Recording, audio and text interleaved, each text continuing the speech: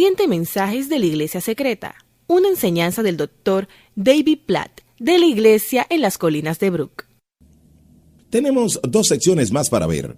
La primera es la maldición de la cruz, la ambición de la cruz, porque hay un solo Dios y un solo mediador entre Dios y los hombres, Jesucristo hombre, quien dio su vida como rescate por todos. Este testimonio Dios lo ha dado a su debido tiempo. Y la pregunta es, ¿por qué murió Jesús?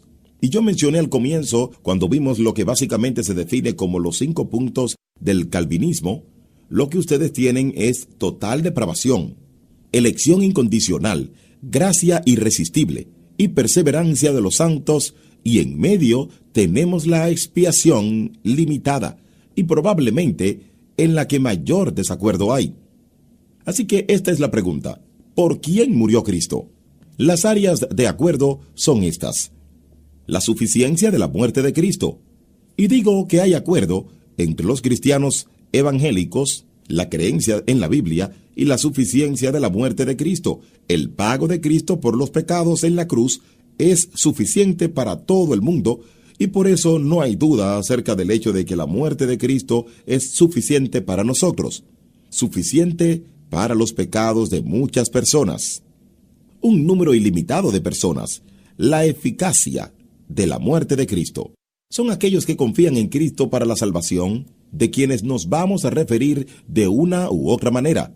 Los escogidos de la iglesia, por elección, y este es un término espiritual. A menudo cuando pensamos en la elección, hay muchos conceptos, y es una parte de la discusión del calvinismo, pero los escogidos es como se describe a veces a la iglesia en el Nuevo Testamento. Así que solo aquellos que confían en Cristo para la salvación experimentan los efectos de la cruz. Y así es. Solo cuando ustedes confían en Cristo, en la cruz y las realidades de la cruz, la reconciliación se vuelven efectivas en sus vidas por la fe en Cristo. No es automático, no es universal. Por ejemplo, como Cristo hizo esto, todos son salvos automáticamente. Bien, ustedes tienen que confiar en Cristo y luego proclamar la muerte de Cristo. El Evangelio es para ser predicado a todas las personas. Yo pienso que podemos decir tranquilamente que las personas de ambos lados de esta discusión están de acuerdo en estas 3 cosas. Áreas de desacuerdo. Realmente, el área de desacuerdo era la intención de Dios en Cristo, posiblemente salvar a todas las personas. ¿Pretendía Dios en Cristo posiblemente salvar a todas las personas? ¿O era la intención de Dios en Cristo posiblemente salvar a algunas personas? O sea, los escogidos, la iglesia. ¿Pretendía Dios posiblemente salvar a todos? ¿Murió Cristo para hacer posible la salvación para todos? ¿O murió Cristo para hacer posible la salvación solo para algunos? ¿Pagó Jesús por los pecados de todas las personas o solo murió por los pecados de los escogidos? Ahora, la palabra que se utiliza en el debate del calvinismo es expiación limitada. Yo no utilizaré esta palabra esta noche. En lugar de eso hablaré, en lugar de ilimitada y limitada, yo hablaré acerca de expiación general y expiación definitiva. Esa palabra limitada no creo que sea una buena palabra, incluso para aquellos que creen esto. Que de ese lado el tema o aquellos que no lo creen. ¿Por qué? Porque ¿quién quiere limitar la belleza de aquello que hemos estado hablando acerca de la cruz? Nadie quiere limitar eso. Yo digo que nadie, absolutamente. Y en cierto sentido, todos, por naturaleza del efecto de que solo aquellos que creen en Cristo serán salvos por efectos de la cruz, que todos nosotros estamos limitando la expiación en algún sentido. Mientras que no todos sean salvos, entonces hay un límite aquí para quien es salvo y está basado en la fe. Expiación general y expiación definitiva. Quiero que profundicemos en estos 2 aspectos. Expiación general. Primero, número 1, aquellos que dicen que Cristo murió para pagar la pena por los pecados de todas las personas, haciendo de esta manera posible para cualquier persona ser salvo. Por eso es que nos referimos a expiación general. Algunas verdades en las Escrituras que dicen esto. Dios ama a todas las personas y quiere que todas las personas sean salvas. Juan 3:16 obviamente es un ejemplo esencial, porque tanto amó Dios al mundo que dio a su Hijo unigénito. Primera de Pedro 3:9, porque no quiere que nadie perezca. Él es el sacrificio por el perdón de nuestros pecados. Primera de Juan capítulo 2. Y no solo por nosotros, sino por los pecados de todo el mundo. Primera de Juan 4:14. Y nosotros hemos visto y declaramos que el Padre envió a su Hijo para ser el Salvador del mundo. E incluso el texto que estamos mirando, Primera de Timoteo 2:5 y 6, ha sido nuestro texto base para todo. Así que la expiación general dice, Dios ama a todas las personas y quiere que todas las personas se salven. Cristo murió por los pecados de todas las personas. Si Dios ama a todas las personas y realmente quiere que todas y que todos se salven, entonces sería inconcebible. Aquellos que son, y yo me voy a poner en ese lugar por un momento, sería inconcebible que Él ofreciera a Cristo para pagar por el pecado de solo algunas personas. El amor universal de Dios requiere un pago universal por el pecado. El Cordero de Dios que quita el pecado del mundo, según Juan 1:29. Nosotros colocamos nuestra confianza en el Dios vivo, quien es el Salvador de todos los hombres y esencialmente de aquellos que creen. Y es allí donde vemos a todos los hombres. Esta es una imagen universal y especialmente aquellos que creen. Así que Él es el Salvador de todos. No solo de los creyentes. Los creyentes son añadidos a esta figura, pero Él es el Salvador de todos los hombres. Hebreos 2:9. Por la gracia de Dios, la muerte que Él sufrió resulta de beneficio para todos. Segunda de Pedro 2:1 dice, en el pueblo judío hubo falsos profetas y también entre ustedes habrá falsos maestros que encubiertamente introducirán herejías destructivas, al extremo de negar al mismo Señor que los rescató. Estos eran falsos profetas, falsos maestros, y Dios compró. Cristo los compró a ellos. Así que Cristo compró, en un sentido aquí, claramente a todos los hombres, incluso a los falsos profetas y a los falsos maestros. La siguiente verdad, la fe en Cristo, es necesaria para que los beneficios de la muerte de Cristo se apliquen a nuestras vidas. Y ya hemos hablado acerca de esto, aquellos que creen que en Él tendrán vida eterna y confiesan con su boca que Cristo es el Señor y creen en tu corazón que Dios le levantó de los muertos. Esto es cuando eres salvo. Y finalmente, el Evangelio debe predicarse a todas las personas, porque cualquier persona tiene la posibilidad de llegar a la salvación. El Evangelio debe predicarse a toda persona, porque cualquier persona tiene la posibilidad de llegar a la salvación. Obviamente, ir y hacer discípulos a todas las naciones. El Espíritu está en ti para ir a los confines de la tierra. ¿Cómo podemos predicar realmente, automáticamente predicar en el Evangelio a toda persona si realmente no está disponible para toda persona? Si Cristo no murió por algunas personas, entonces ¿cómo iremos a todas las personas a decirles que Cristo murió por ellas? Y esto es lo que Jesús dice. Él dice, vengan a mí, todos los que están cansados y cargados, y yo los haré descansar. Él dice, todos los que están cansados, y no dice, algunos de ustedes. Así que la imagen aquí en la expiación general diseñó la cruz para hacer posible la salvación para todas las personas. Esa es la expiación general, la expiación definitiva. Y permítame ponerme en estos zapatos. Cristo murió para pagar la pena por los pecados de los escogidos, haciendo de esa manera seguro que su pueblo será salvo. Él pagó por la pena de los pecados de los escogidos, asegurándose de que su pueblo sea salvo. Y aquí está la imagen a la que nos guiarán aquellos en la imagen de la expiación definitiva. Dios ama a los escogidos y diseña su salvación en la cruz. Él ama a los escogidos y diseña la salvación allí mismo, en la cruz. Efesios 1. En un largo pasaje que figura allí, pero lo que hemos visto en Efesios 1, del 3 al 14, es el Padre, el Hijo y el Espíritu Santo. Escuche esto. ¡Wow! Alabado sea Dios, Padre de nuestro Señor Jesucristo. Comenzaremos con el Padre, que nos ha bendecido en las regiones celestes con toda bendición espiritual en Cristo. Dios nos escogió en Él antes de la creación del mundo, para que seamos santos y sin mancha delante de Él. En amor nos predestinó para ser adoptados como hijos suyos, por medio de Jesucristo, según el buen propósito de su voluntad, para alabanza de su gloriosa gracia. Así que el Padre nos escogió, nos predestinó, nos adoptó antes de la creación del mundo para pertenecerle a Él. Luego, Él habla de Cristo. En Él tenemos la redención mediante su sangre, el perdón de nuestros pecados conforme a las riquezas de la gracia que Dios nos dio en abundancia con toda sabiduría y entendimiento. Y unas oraciones más abajo vemos que dice, en Cristo también fuimos hechos herederos. Fuimos predestinados según el plan de aquel que hace todas las cosas conforme al designio de su voluntad, a fin de que nosotros, que ya hemos puesto nuestra esperanza en Cristo, seamos para alabanza de su gloria. Y luego tenemos el Espíritu. En Él también ustedes, cuando oyeron el mensaje de la verdad, el Evangelio que les trajo la salvación, y lo creyeron, fueron marcados con el sello que el Espíritu Santo prometió. Este garantiza nuestra herencia hasta que llegue la redención final del pueblo adquirido por Dios para alabanza de su gloria.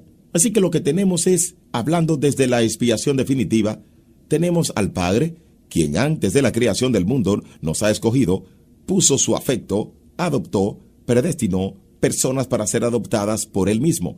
Tenemos al Espíritu, que hace esto una realidad, sellándolos para toda la eternidad. Si el Padre y el Espíritu están enfocados en personas definitivas, entonces ¿por qué el Hijo moriría por todas las personas? El Padre ha escogido, predestinado a estas personas. Lo que Efesios 1 está diciendo del Hijo, porque el Hijo moriría por personas que el Padre no ha predestinado, para adoptarlas como sus hijos. Esto pondría al Padre y al Hijo en contra, el Hijo intentando hacer lo posible para todos, pero el Padre realmente solo predestinando, llamando, adoptando solo a algunas personas, a ciertas personas.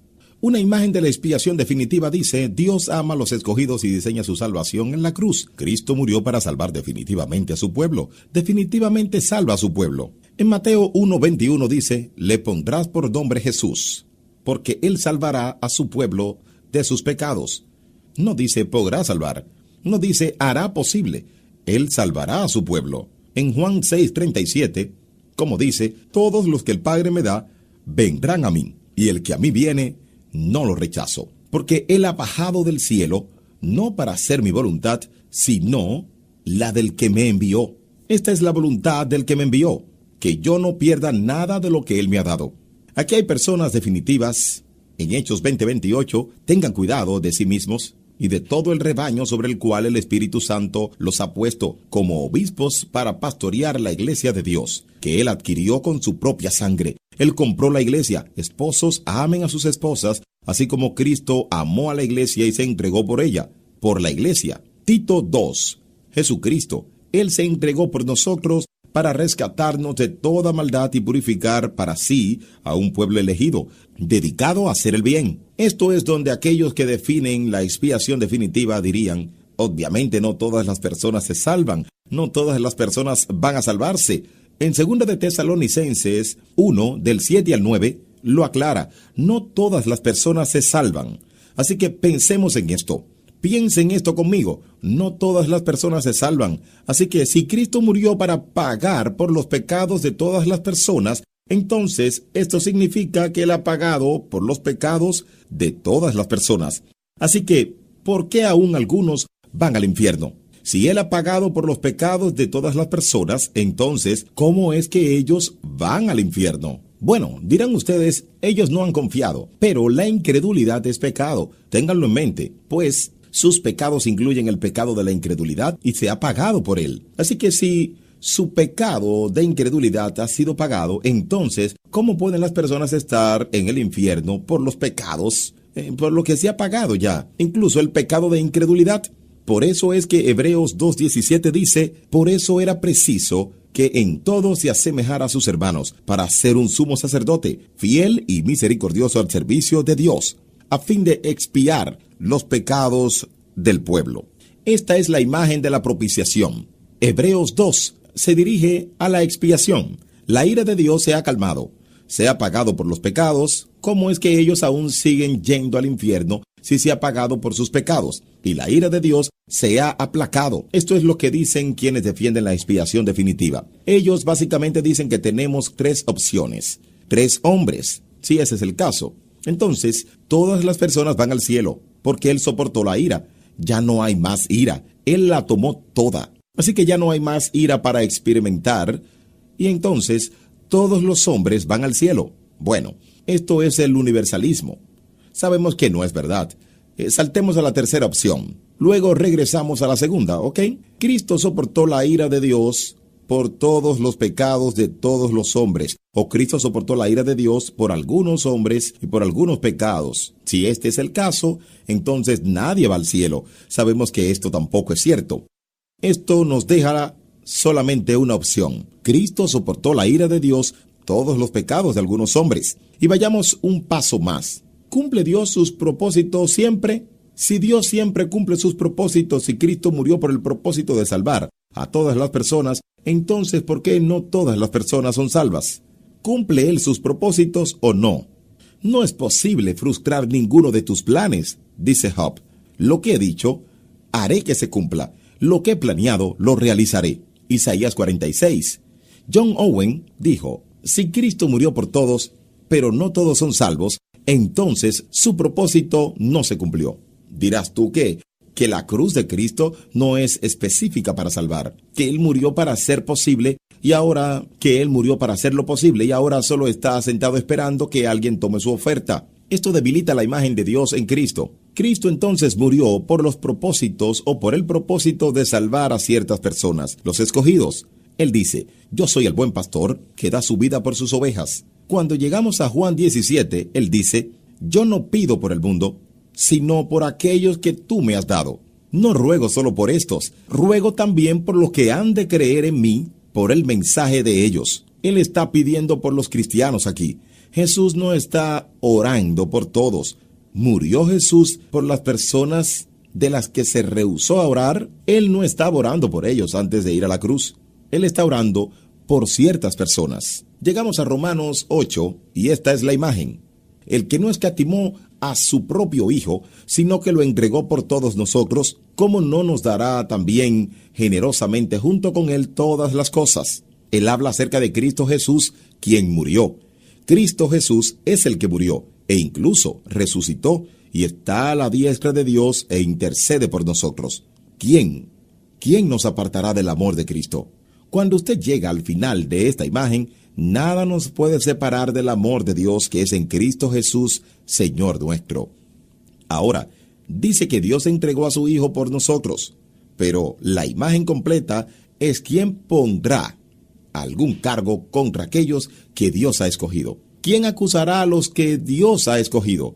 Dios es el que justifica. ¿Quién condenará? ¿Ven ustedes eso en medio del pasaje allí?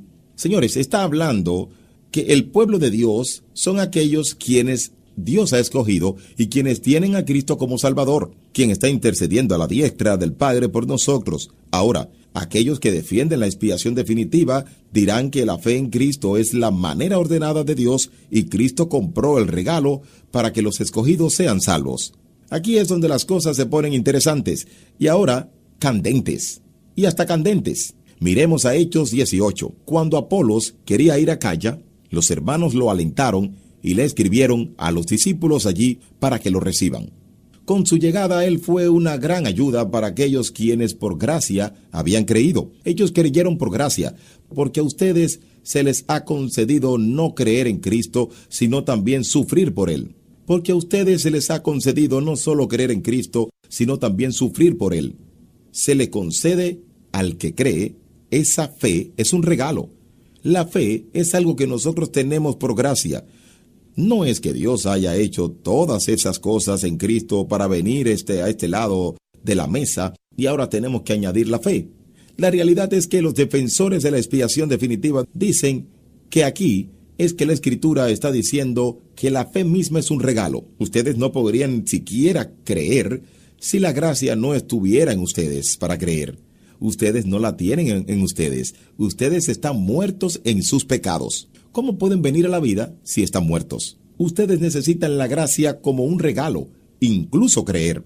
Packer J.I. dijo, uno hace a la salvación. Él está hablando acerca de la comparación entre la expiación general y la definitiva. Él dice, uno hace a la salvación, dependiente en la obra de Dios. La otra, en la obra del hombre. Una considera la fe como parte del regalo de Dios de la salvación. La otra considera la fe como una contribución del hombre para la salvación. Una da toda la gloria de creyentes salvos a Dios y la otra divide la alabanza entre Dios y el hombre, por así decirlo. Dios, por así decirlo, construyó la maquinaria de la salvación y ahora el hombre tiene que, creyendo, operarla.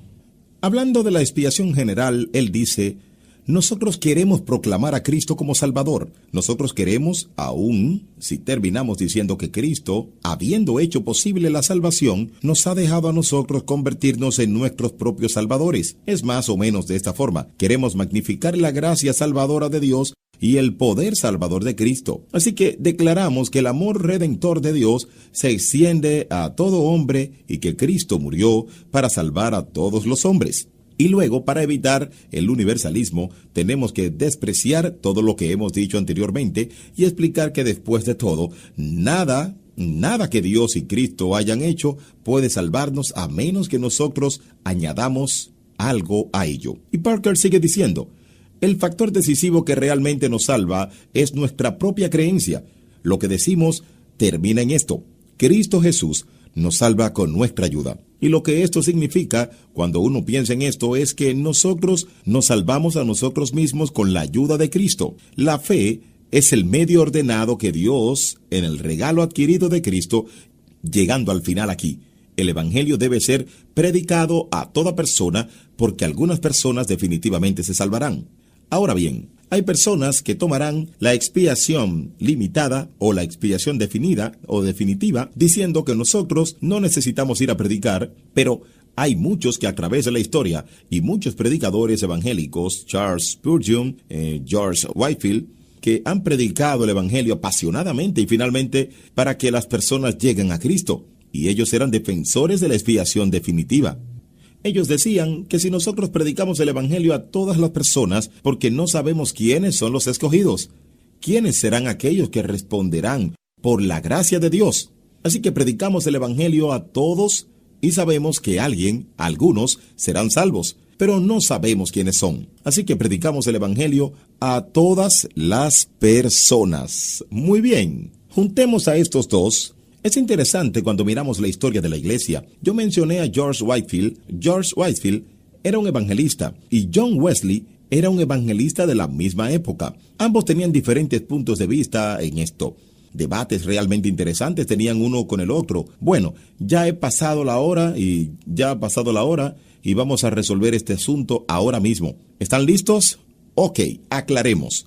Toda la historia de la iglesia apareciendo en este momento. Si todos ellos pudieran estar aquí, esto es bueno. Muy bien, y el peligro es que vamos a profundizar en esto mañana a la mañana. Y tendremos toda la clase de ideas acerca de lo que concluyamos, porque ya estamos cansados. Así que vamos a las conclusiones. Y esta no es una pregunta de sí o no. Y yo quiero que con toda seriedad, quiero acercarme a esta imagen con tanta humildad como haya en mí. Porque estamos en una larga línea de hermanos y hermanas que han ido delante de nosotros y han tenido muchas discusiones acerca de estas cosas, y obviamente Dios ha utilizado a grandes hombres de Dios, grandes mujeres de Dios, quienes han creído diferentes cosas en algunos de estos temas. Pero, así como yo, como pastor, veo esta imagen, la mejor que pueda basándome en la verdad de la palabra de Dios, hay múltiples percepciones de la voluntad de Dios. Esto nos regresa un año atrás cuando observábamos quién es Dios. Y aquí quiero que usted siga conmigo. Fue la voluntad de Dios crucificar a Jesús y hacer que sufriera. Hemos hablado acerca de esto. Hechos 2:23, solo piense acerca de la cruz. Jesús fue entregado a sus perseguidores, torturadores, y con Dios sabiendo de antemano, y ustedes, con la ayuda de hombres malvados, lo mataron, colgándolo en la cruz. Así que fue la voluntad de Dios que Cristo sea crucificado. Entonces, ¿significa eso que la voluntad de Dios para las personas es que asesinen? Múltiples percepciones aquí de la voluntad de Dios. Y piensen esto de dos maneras. En la Escritura, primero la voluntad revelada de Dios, lo que Él declara. Él dice, esto es lo que ordeno que hagan. Les digo que hagan mi palabra. Esto es lo que yo decreto. En 1 Timoteo 3:4, su voluntad revelada. En el capítulo 2, en los versos 3 y 4, esto es bueno y agradable a Dios nuestro Salvador, pues Él quiere que todos sean salvos y lleguen a conocer la verdad. Esta es su verdad revelada. Pero, ¿llegan todos los hombres a la salvación y al conocimiento de la verdad? Por supuesto que no. Entonces, ¿significa esto que la voluntad de Dios no se cumple? No. Significa que su voluntad revelada, lo que Él declara, es diferente de lo segundo. La voluntad secreta de Dios, lo que Él decreta. Su voluntad revelada es lo que Él dice, lo que Él declara en su palabra. Su voluntad decretada es lo que sucede, lo que realmente sucede en la tierra. Él no nos ordena pecar. ¿Hay pecado en la tierra? Sí. La voluntad revelada, no pecarás. ¿Hay pecado en la tierra? Sí. La voluntad revelada, no pecarás. Voluntad decretada, hay pecado y Dios tiene el control sobre todo. Salmos 139. Todo estaba ya escrito en tu libro. Todos mis días se estaban diseñando, aunque no existía uno solo de ellos. Veamos la imagen en Génesis 50:20. Cuando José fue vendido como esclavo por sus hermanos, él dijo: es verdad que ustedes pensaron hacerme mal, pero Dios transformó ese mal en bien para lograr lo que hoy estamos viendo, salvar la vida de mucha gente. Dios no les declaró a los hermanos de José que lo vendieran como esclavo, sino que Él lo decretó para que al final toda la familia de José se salvara del hambre porque él estaría en Egipto. Así que voluntad revelada, voluntad decretada y voluntad decretada, ambas aquí. Vemos dos sentidos de la voluntad de Dios en este episodio de Génesis. Ahora, ¿cómo se unen estas dos cosas? Aquí es donde hablamos de misterio el año pasado. La soberanía de Dios. Él tiene control. Dios es absolutamente soberano.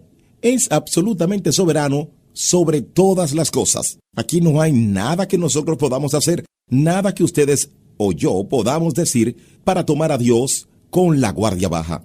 La soberanía de Dios y el control de Dios, y al mismo tiempo hay responsabilidad en el hombre. La responsabilidad del hombre. Estamos tomando decisiones. Y vemos la soberanía de Dios en pasajes como Romanos 9, en Juan 15 y en Efesios 1, que miramos anteriormente. Yo lo escogí, los predestiné. Esta es la soberanía de Dios. Él tiene el control de todo y al mismo tiempo no es una imagen. Las escrituras no nos dan una imagen de robots respondiendo a un Dios mecánico.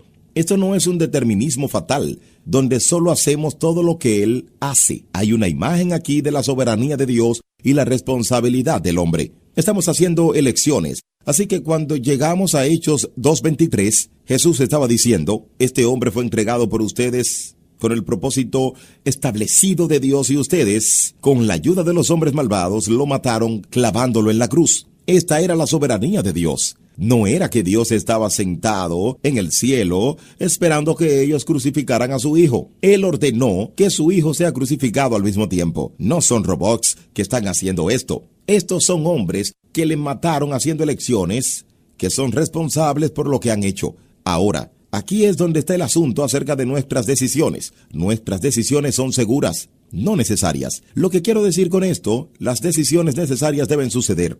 Este fatalismo determinístico o robótico. No podemos actuar en un modo contrario al plan de Dios. Decisiones seguras, diferencias, ellas sucederán. Miren, no actuaremos de una forma contraria al plan de Dios. Y esto es la conclusión. Pienso que las escrituras nos enseñan aquí que nuestras decisiones son completamente reales. Tomamos decisiones reales, pero no completamente libres. No somos libres en el sentido de que podemos hacer cosas que puedan tomar a Dios desprevenido y no verlas venir. Al mismo tiempo, nuestras decisiones son reales. Hacemos elecciones reales cada día y no podemos culpar a otros por las elecciones que nosotros hacemos. Nosotros hacemos elecciones. No podemos culpar a Dios por las elecciones que hacemos. Él es soberano, pero nosotros somos responsables. Nuestras elecciones tienen consecuencias reales, con responsabilidades reales. Ahora, ¿cómo une Dios estas cosas? Su soberanía y su responsabilidad del hombre. Aquí es donde entra el misterio. Pero nosotros somos naturalmente responsables ante Dios. Y las personas que clavaron a Jesús en la cruz fueron responsables porque ellos lo hicieron. Ustedes y yo somos responsables por nuestro pecado, a pesar de que nosotros pecamos bajo el paraguas sobre la soberanía de Dios. Miren, somos naturalmente y moralmente responsables ante Dios, intelectualmente responsables ante Él también, y finalmente somos responsables ante Dios de todo. He puesto varias citas de la Biblia allí, donde usted ve, no profundizaremos en esto, pero en cada pasaje puede ver la soberanía de Dios, la responsabilidad del hombre unidas. Vemos la soberanía de Dios y la responsabilidad del hombre juntas, en cada una de estas imágenes. Hechos 13:48. Y solo señalaré una. Al oír esto, los gentiles se alegraron y celebraron la palabra del Señor, y creyeron todos los que estaban destinados a la vida eterna. La soberanía de Dios, ellos fueron destinados para vida eterna. La responsabilidad del hombre, ellos creyeron. Van juntas, está sobreentendido y van unidas. Y así vemos múltiples percepciones de la voluntad de Dios. Y tenga esto en mente. Segundo, hay múltiples dimensiones del amor de Dios, múltiples dimensiones del amor del Señor. Dios es amor. ¿Y qué significa? Bueno, piensa en el amor de Dios expresado de 5 maneras diferentes en la Escritura. Primero, su amor en la Trinidad. Vemos la imagen de que el Padre ama al Hijo y el Hijo ama al Padre, y el amor de Dios en la Trinidad. Esto se utiliza generalmente para describir el amor de Dios. Segundo, el amor de Dios por toda la creación. La Biblia habla acerca de cómo Dios ama toda la creación. Incluso las aves del cielo son amadas por Dios, provee para ellas, son sustentadas por Dios, el amor de Dios por toda la creación. Tercero, en algunas oportunidades, la Escritura habla acerca del amor general de Dios por todas las personas, su amor por todo el mundo. Las Escrituras definitivamente hablan del hecho de que Dios ama a todo el mundo y a todas las personas del mundo al mismo tiempo. Cuarto, Dios tiene un amor particular para su pueblo escogido. En la Escritura, sin duda, escuche esta descripción de Dios y su pueblo en Deuteronomio. El Señor se encariñó contigo y te eligió, aunque no eras el pueblo más numeroso, sino el más insignificante de todos. Lo hizo porque te ama y quería cumplir su juramento a tus antepasados. Por eso te rescató del poder del faraón, el rey de Egipto, y te sacó de la esclavitud con gran despliegue de fuerza. Es un afecto del que dice, yo estoy poniendo mi afecto en Israel. Y vemos lo mismo en Deuteronomio 10, Malaquías 1. Amé a Jacob, pero aborrecí a Esaú. Esta es la imagen del amor de Dios por un pueblo en particular. Y luego vemos en el Nuevo Testamento, en Efesios 5:25, Cristo amó a la iglesia y se entregó a sí mismo por ella, y así las Escrituras hablan de Dios entregando su amor particular para un pueblo en particular. En quinto lugar, vemos el amor de Dios como el amor condicional de Dios. Es el amor de Dios incondicional. Antes de que usted responda a esta pregunta, piense en estos versículos. Él mostró su amor a miles de generaciones de quienes lo amaron y guardaron sus mandamientos. Juan 15:9 y 10. Jesús dice, si obedecen en mis mandamientos, permanecerán en mi amor. Y manténgase en el amor de Dios mientras esperan por la misericordia de nuestro Señor Jesucristo, por la obediencia. Ahora, aquí es donde tenemos que tener cuidado. El amor de Dios es incondicional, ¿verdadero o falso? Ustedes dirán, amigo, es medianoche, no lo sabemos. Bueno, aquí está el asunto. En un sentido, si en el sentido de su amor por toda la creación, en el sentido de su amor por todas las personas, sí, pero no en el sentido de su amor condicional. Algunas veces en la Escritura, el amor de Dios se menciona como condicional. ¿Y qué les parece esta declaración? Bueno, Dios ama a todos por igual. ¿Sí o no? Sí, ambos. Él ama a todo el mundo en el sentido de su amor universal por todas las personas. Él ama a todos por igual. ¿Ama a todos por igual, así como amó a Israel en el Antiguo Testamento? Absolutamente que no. Así que tenemos que ser cuidadosos en estos clichés que utilizamos. Múltiples percepciones de la voluntad de Dios, múltiples dimensiones del amor de Dios, y aquí es donde ustedes pueden decir, yo no le veo la conexión. Ok. Aquí es donde se conecta. Hay múltiples intenciones en la cruz de Cristo, múltiples intenciones en la cruz del Señor. Y aquí es donde yo junto todo. La voluntad de Dios, el amor de Dios, la cruz de Cristo.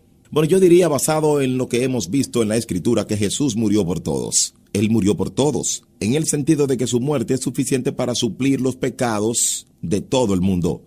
Refiriéndose aquí al amor general de Dios por todas las personas. Él desea que todos vengan al arrepentimiento. Esto es lo que enseñan las Escrituras. Él tiene un amor general por todas las personas. A través de la cruz, Dios desea y demanda que todas las personas confíen en Él. Esta es su voluntad revelada, lo que Él declara. Así que, en el sentido de su amor general por todas las personas, la voluntad revelada de Dios, lo que Él declara, Jesús murió por todos. Pero al mismo tiempo, detenerse allí sería incompleto. Jesús murió por todos los escogidos, por toda la iglesia, en el sentido de que su muerte, de hecho, es suficiente para ellos. Dios tiene un amor particular por su pueblo escogido. Esto es lo que enseñan las Escrituras. Desde el Antiguo Testamento al Nuevo Testamento, es la forma en que algunas veces las Escrituras hablan acerca de su amor. Así que a través de la cruz, Dios permite y faculta a su pueblo a confiar en Él, y esta es su voluntad secreta de Dios. Lo que Él decreta es lo que sucede. No todos confían en Él. Él ha declarado que todos se vuelvan a Él. No todos confían en Él. Esta es la voluntad decretada de Dios, la voluntad secreta, lo que Él decreta. Y a través de la cruz, Dios permite y faculta a su pueblo a confiar en Él. Así que, ¿a dónde nos lleva esto? Múltiples intenciones, múltiples implicaciones. 3 implicaciones. Número 1. Confesamos osadamente la suprema suficiencia de la muerte de Cristo en la cruz por todos los pecados de todo el mundo. Osadamente confesamos esto, la supremacía de la muerte de Cristo en la cruz por los pecados de todo el mundo. Nosotros en ninguna manera minimizamos esto. Al mismo tiempo, segundo, reconocemos humildemente la eficacia de la gracia de la muerte de Cristo, lo que asegura la salvación de los escogidos. Y aquí es donde yo creo que toda esta imagen nos lleva a cada uno a este lugar. Sobre nuestras rodillas no hay contribución de parte del hombre para hacer posible la salvación. Es todo por gracia y esto por su gracia, e incluso nuestra habilidad para creer es comprada por la sangre de Cristo y es incalculable, inexplicable, pero la realidad es que yo no he contribuido en nada para mi salvación. Él me ha salvado, Él me ha comprado. Yo he sido salvado. No es activo, es pasivo. Él ha hecho una obra de gracia en mi corazón y no hay otra manera para explicarlo, sino por la gracia de Dios. Esto es humillante y debería ser humillante. Al mismo tiempo, ¿qué significa esto para el evangelismo en misión? Proclamamos intrépidamente la cruz de Cristo a las naciones. Proclamamos intrépidamente la cruz de Cristo a todo el mundo. Nosotros vamos a todas las personas con un mensaje claro. Nuestro mensaje es que Dios te ama y desea tu salvación. Algunos defienden la explicación definitiva. Bueno, ustedes no pueden decir que Dios te ama y que desea tu salvación. ¿Estás queriendo decir eso? Absolutamente. Las Escrituras nos dicen que tenemos que decir que Dios te ama y desea tu salvación. Esta es su voluntad revelada, voluntad decretada.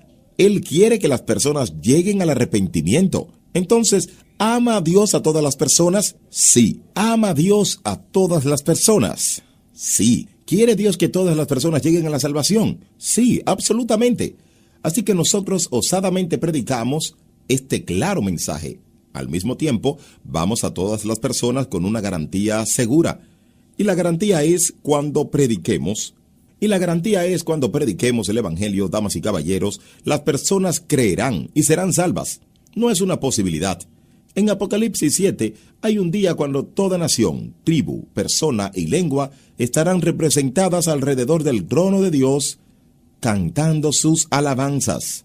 ¿Saben ustedes qué significa esto? Significa que ustedes pueden ir a lo más profundo, oscuro, al grupo de personas no alcanzadas más atrincheradas en el mundo, en este planeta, y ustedes pueden predicar el Evangelio y pueden descansar tranquilos de que alguien saldrá. Alguien estará alrededor de ese trono en aquel día. Cristo ha asegurado que toda tribu y toda persona y lengua se reunirán alrededor cantando sus alabanzas. Esto es una gran confianza. Así que prediquemos el Evangelio osadamente en nuestros lugares de trabajo, en nuestros hogares, en nuestro vecindario, y tengamos la confianza de que este Evangelio tiene poder para salvar, no tal vez, sino que salvará a personas de sus pecados. Así que aquí vamos, resuelto. Siguiente, muy bien, ustedes tienen más preguntas que respuestas. Eso es bueno, yo también. Lo último aquí es donde concluiremos.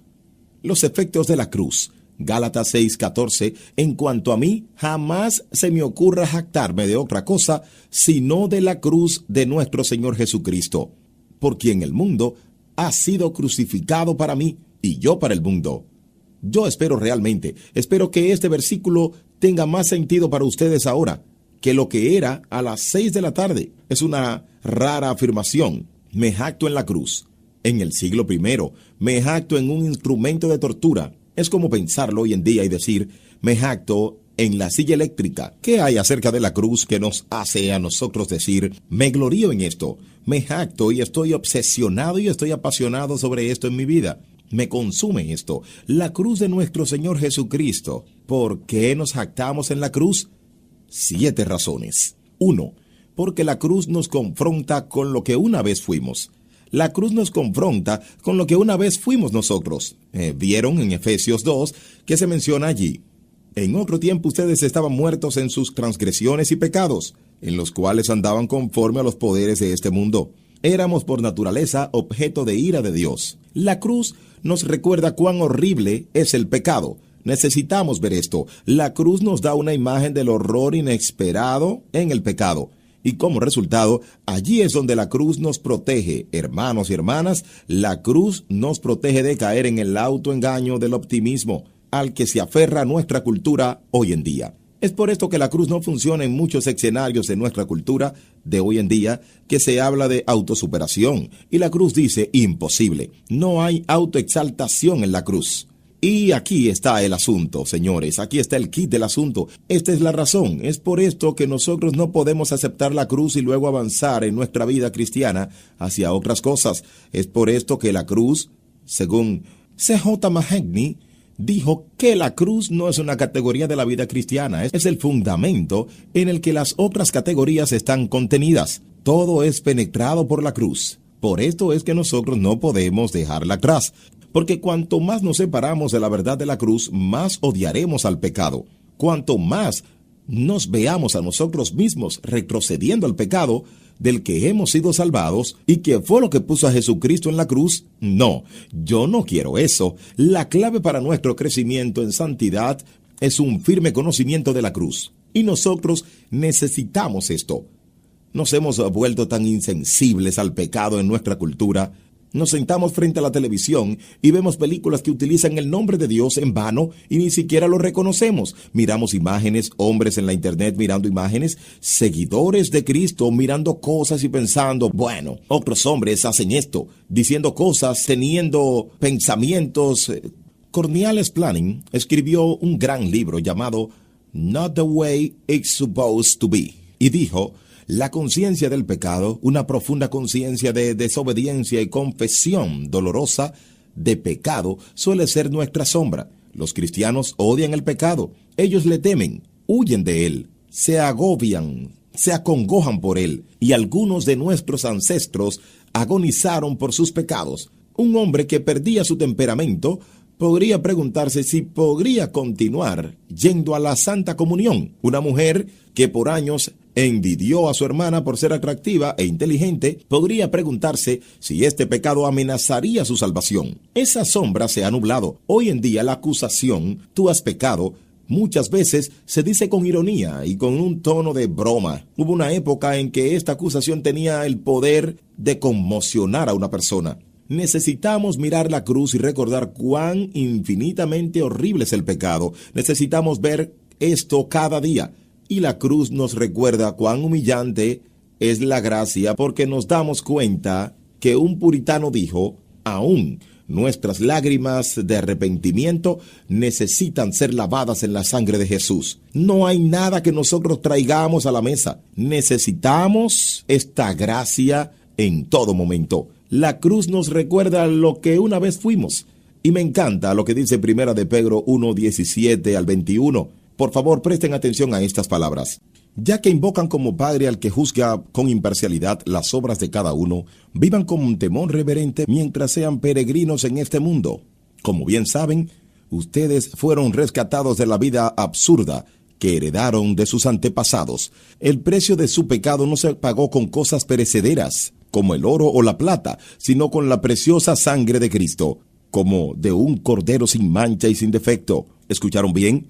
Vivan sus vidas como peregrinos con temor reverente porque ustedes saben que fueron comprados. Dios, ayúdanos a vivir cada día en temor, vivir en temor cada día, mostrando que esta cruz es preciosa para usted, mi hermano y hermana.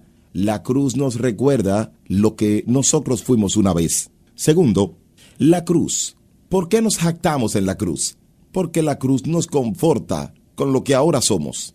Si hiciéramos una encuesta de las 4 imágenes que vimos, las 4 escenas, la última escena, el huerto de Getsemaní, el clamor por abandono y la declaración de triunfo, nosotros tenemos estas verdades. La cruz nos conforta con lo que somos ahora. Estamos vivos para Dios. Damas y caballeros, Él ha matado la muerte. Estábamos muertos y ahora vivimos. Vivimos, estamos vivos. No estamos muertos al pecado y no estamos muertos en pecados, estamos muertos al pecado. No somos esclavos de nosotros mismos, vivimos. No solamente estamos vivos ante Dios, sino que tenemos un abogado delante de Dios. Su trabajo no está terminado. Tenemos un sumo sacerdote que está en la diestra de Dios, en este mismo momento intercediendo de nuestra parte. Él entró en la presencia de Dios, su sacrificio es completo. Él se sentó a la diestra del trono de Dios y está intercediendo por nosotros. Él soportó nuestra condenación de la que estábamos amedrentados y ahora somos amigos de Dios. Usted y yo, pecadores merecedores del infierno, amigos de Dios. Tenemos un abogado ante Dios. Tenemos acceso a Dios. Acerquémonos a Dios, por favor. Él sufrió nuestra separación. Nosotros que fuimos expulsados, ahora, damas y caballeros, somos invitados a entrar. Y piensen en ello por un momento. Pecadores merecedores de la condenación del infierno, seguros en la presencia de Dios.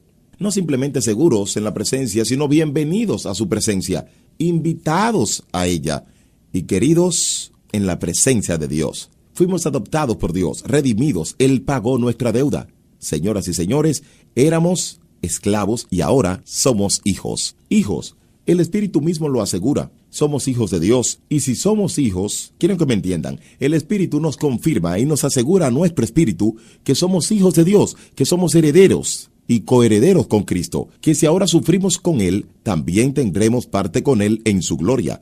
Como hijos de Dios, adoptados en la familia de Dios, no nos emparentamos con Dios. No se pierda esto. Al caminar en cristiandad, no nos relacionamos con Dios como uno que está listo para condenarnos en nuestro pecado a cada momento. Al caminar en relación con Dios, como padre e hijo, los hijos y las hijas de Dios, Cristo ha tomado nuestra condenación. Él ha pagado nuestra deuda y somos hijos. No llevamos ya más el precio de nuestro pecado. Ustedes no llevan el precio de sus pecados. Cristianos, nunca más.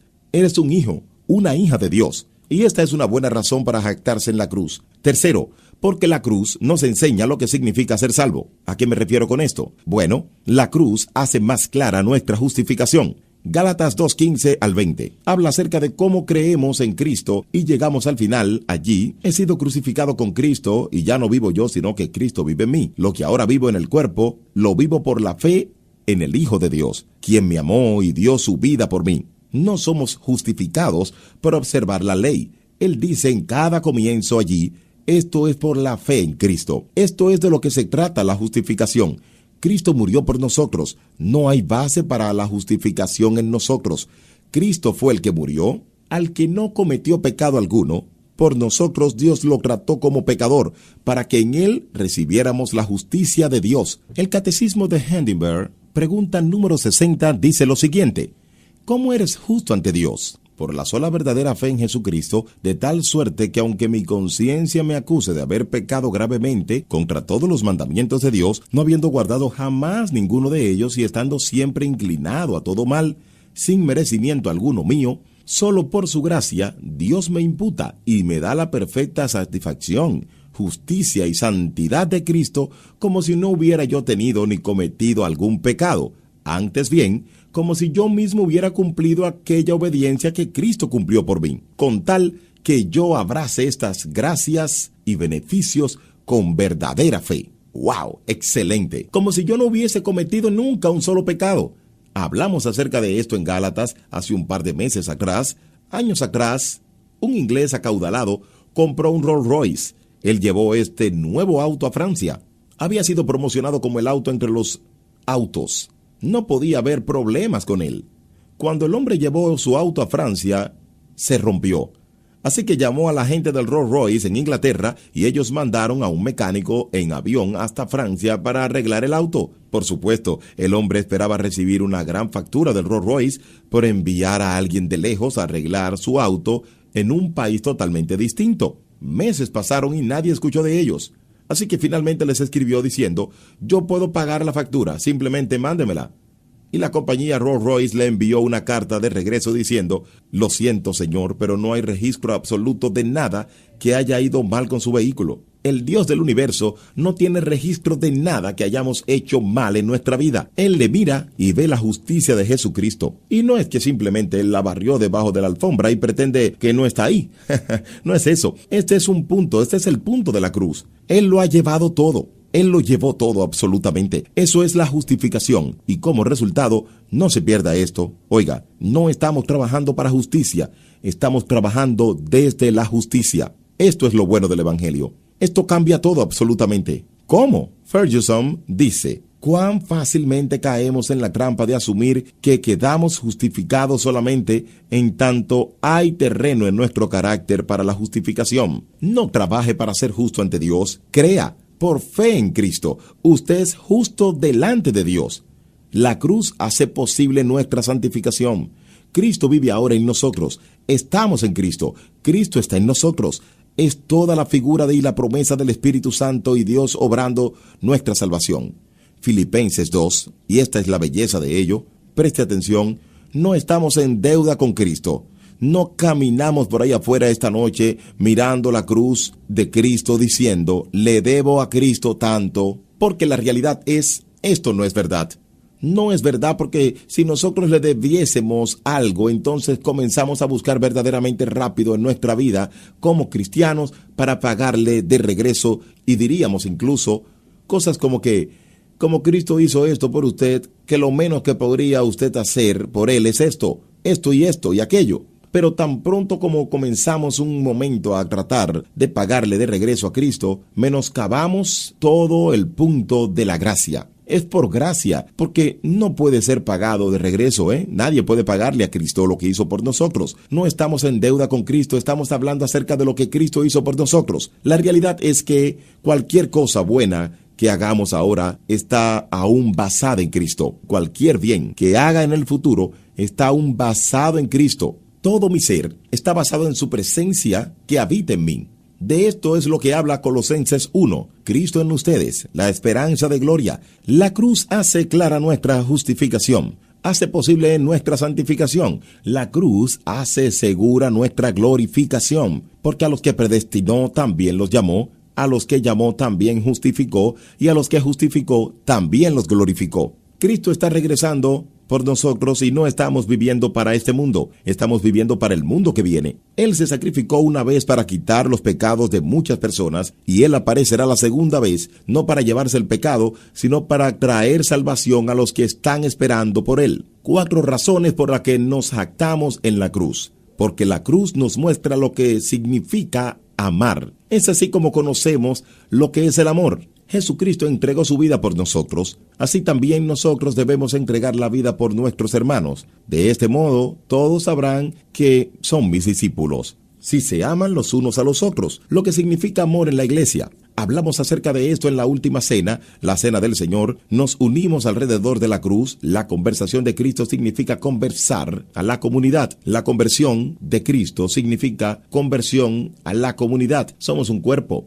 Nos pertenecemos. Entre los perdidos proclamamos la cruz. Ustedes no pueden abrazar esta verdad y no proclamarla. Si no proclamamos esta verdad, es porque no nos damos cuenta de las maravillas de la verdad. Y hacia el pobre, encarnamos la cruz. Cristo, aunque estaba bien, se volvió pobre por nuestra causa. Hermanos y hermanas, verdaderamente rápido, nuestra indulgencia en cuanto a las cosas de este mundo nos suma a la cruz de Jesús y no muestra la cruz de Jesucristo a un mundo en donde 30,000 niños hoy han muerto de hambre o por enfermedad prevenibles. No suma nada. Nosotros encarnamos la cruz para con el pobre. 5. porque la cruz nos recuerda, nos jactamos en ella, porque la cruz nos recuerda que nuestra seguridad no está en el mundo.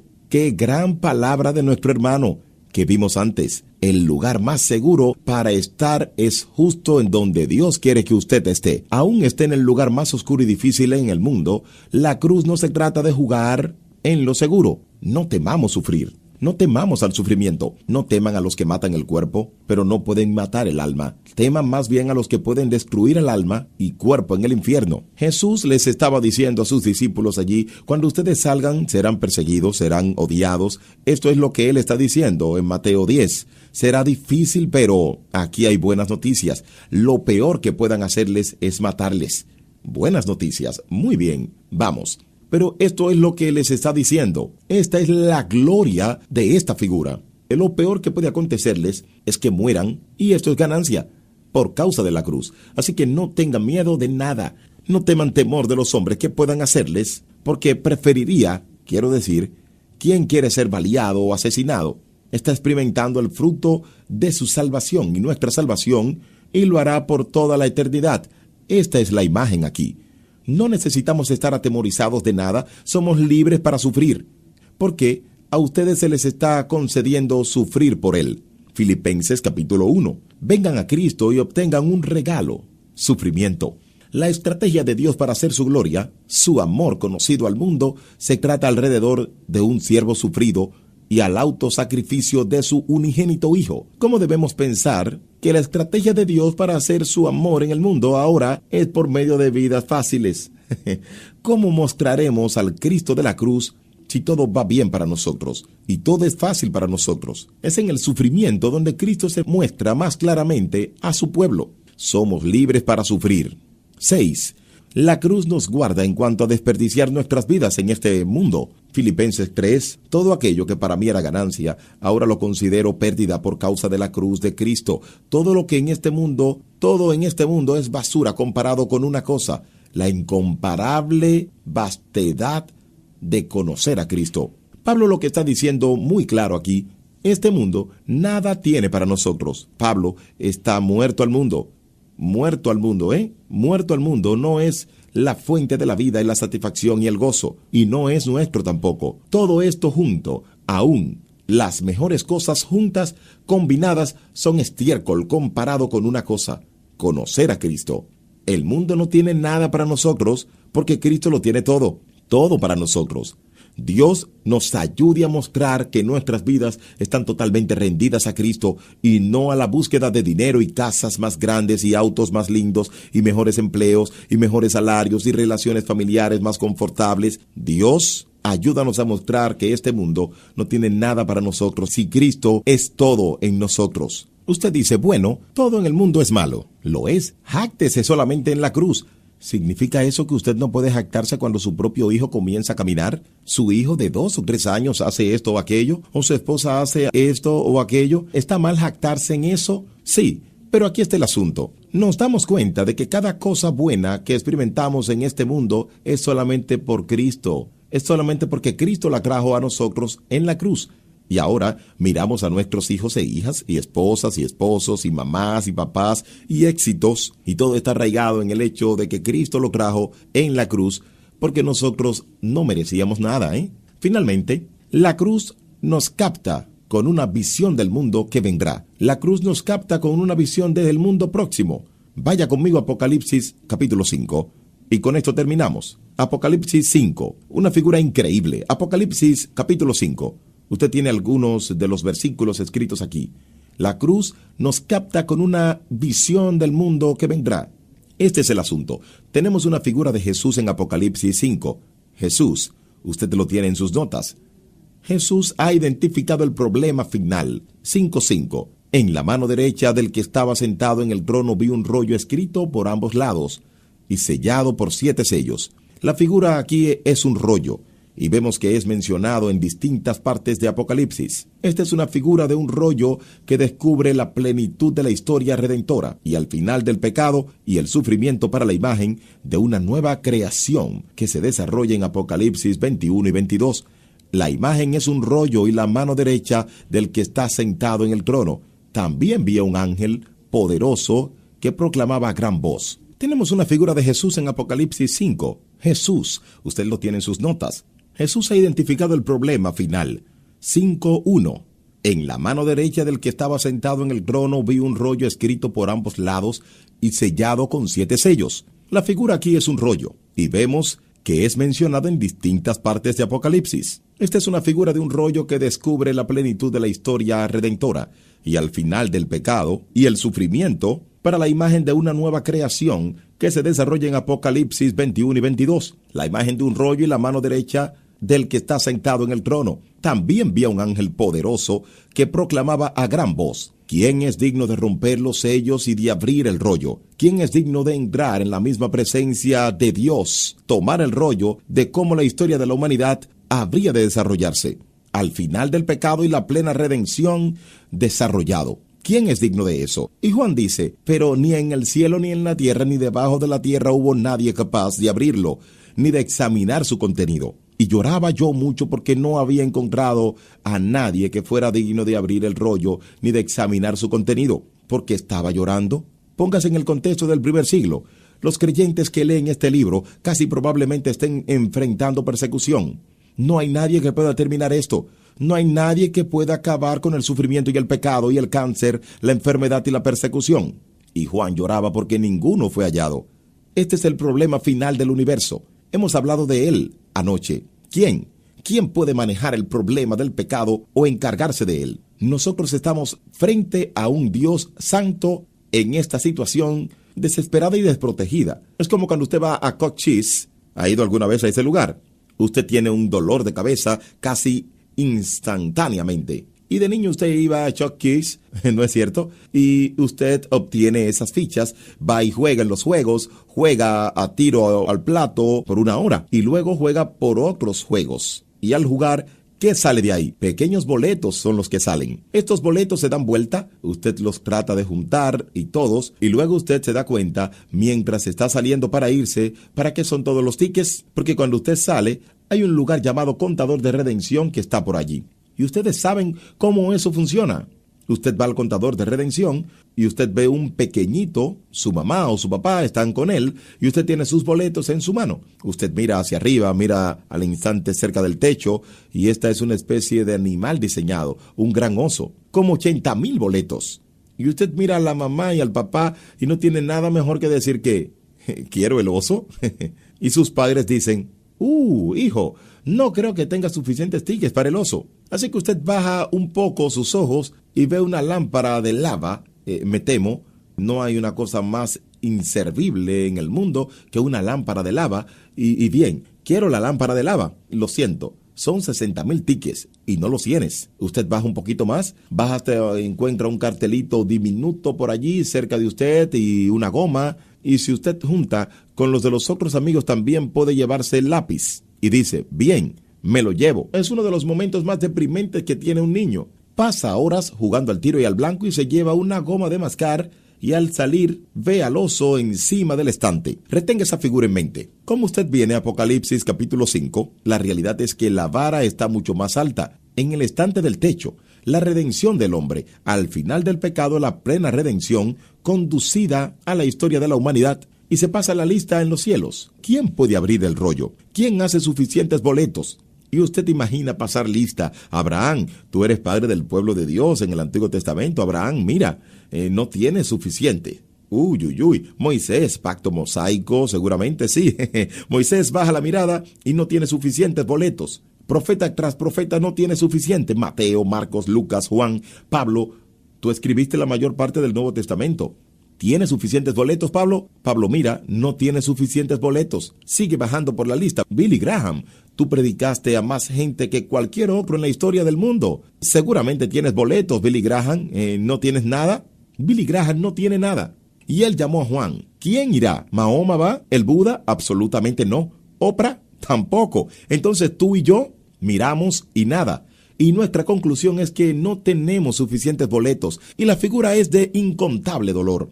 Y lloro, porque nadie es digno. Entonces se encuentran ustedes en su etiqueta de precio: Jesús pagó el precio total. Entonces uno de los ancianos me dijo: deja de llorar.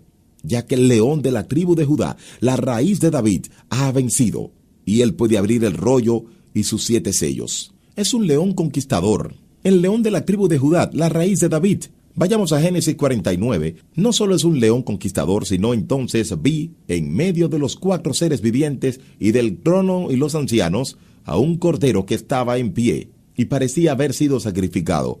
¡Qué figura! El cordero sufrido. Lo captó, amigo. Un cordero inmolado, un cordero que mira como siendo despedazado, pero de pie en el centro del trono. ¡Qué conmoción! El león como cordero, y encontramos que Jesús puede cumplir el propósito final de Apocalipsis, capítulo 5, verso 7.